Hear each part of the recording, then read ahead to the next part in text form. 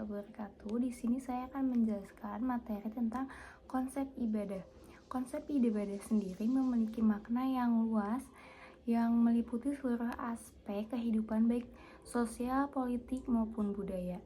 Ibadah merupakan karakteristik utama dalam sebuah agama karena pusatnya ajaran agama terletak pada pengabdian sang hamba pada Tuhannya.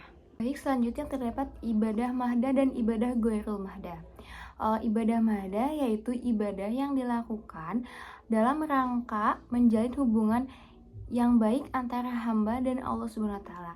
Terdapat 4 prinsip, yaitu keberadaannya harus berdasarkan adanya dalil perintah. Kemudian tata caranya harus berpola kepada contoh Rasul, dan selanjutnya bersifat suprarasional, dan kemudian ajasnya taat.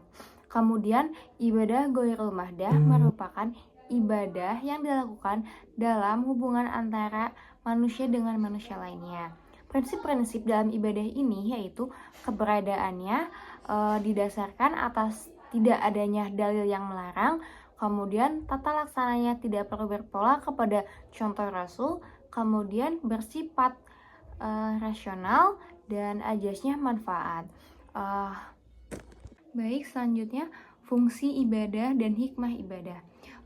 Fungsi ibadah, setiap muslim tidak hanya dituntut untuk beriman, tetapi juga dituntut untuk beramal soleh. Islam adalah agama yang dinamis dan menyeluruh. Dalam Islam, keimanan harus diwujudkan dalam bentuk amal yang nyata, yaitu amal soleh. Fungsi dan hikmah ibadah. Fungsi ibadah, setiap muslim tidak hanya dituntut untuk beriman, tetapi juga dituntut untuk beramal soleh. Islam adalah agama yang dinamis dan menyeluruh. Dalam Islam, keimanan harus diwujudkan dalam bentuk amal yang nyata, yaitu amal soleh yang dilakukan karena Allah.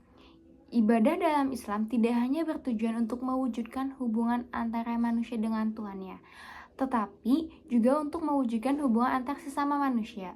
Ada 3 aspek fungsi ibadah dalam Islam. Yang pertama, mewujudkan hubungan antara hamba dengan Tuhannya. Yang kedua, mendidik mental dan menjadikan manusia ingat akan kewajibannya. Dan yang terakhir, melatih diri untuk berdisiplin. Nah, kemudian ada hikmah ibadah.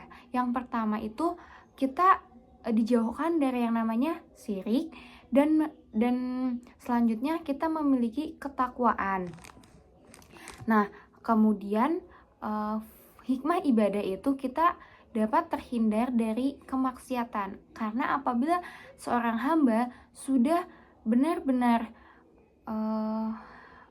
dekat dengan Tuhannya, maka hamba tersebut akan takut apabila akan melakukan kemaksiatan. Kemudian ada berjiwa sosial dan tidak kikir. Makna spiritual ibadah dalam kehidupan sosial. Di dalam setiap ibadah yang kita kerjakan harus bisa menyentuh dan memasuki dimensi spiritual. Kita beribadah kepadanya seakan kita melihatnya. Apabila kita tidak melihatnya, maka sesungguhnya Dia melihatnya. Seperti itu dalam hal kita beribadah kepada Allah Subhanahu wa taala.